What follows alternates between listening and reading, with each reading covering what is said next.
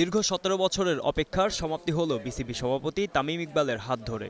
বছরের পর বছর টাইগার ক্রিকেট বোর্ডের অন্যান্য সভাপতিরা যখন বারবার ব্যর্থ হয়েছেন, তামিম তখন সফল হয়েছেন দায়িত্ব নেওয়ার মাত্র ১ মাসের মাঝে।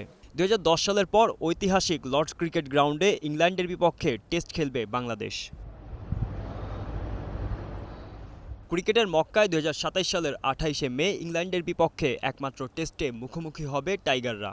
২০২৭ সালের আন্তর্জাতিক সূচি প্রকাশ করে বিষয়টি আনুষ্ঠানিকভাবে নিশ্চিত করেছে England and Wales cricket board ECB.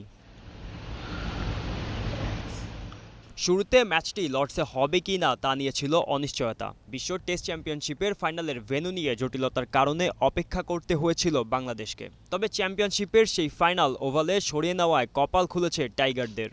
সদ্য সমাপ্ত নারী বিশ্বকাপে গিয়ে এই সিরিজ নিয়ে ইসিবির সাথে আলাদাভাবে কথা বলেন বিসিবি সভাপতি তামিম ইকবাল। একই সাথে প্রস্তাব করেন পুরুষ দলের পাশাপাশি নারী দলেরও সিরিজ আয়োজনের। বিশ্ব ক্রিকেটে তামিমের খ্যাতি শেষ পর্যন্ত কাজে লাগিয়েছে বিসিবি।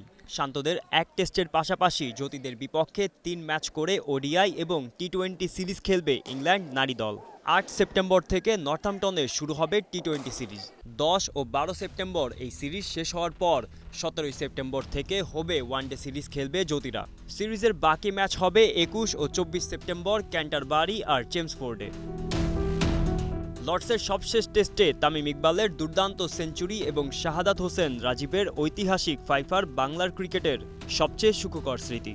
এর আগে ২০০৫ সালে লর্ডসে টেস্ট অভিষেক করেছিলেন মুশফিকুর রহিম। এবার হয়তো জয়ের স্বাদ নিয়েই ফিরতে চাইবেন মিস্টার ডিপেন্ডেবল। গোলাম মোর্শেদ, স্টার প্লে।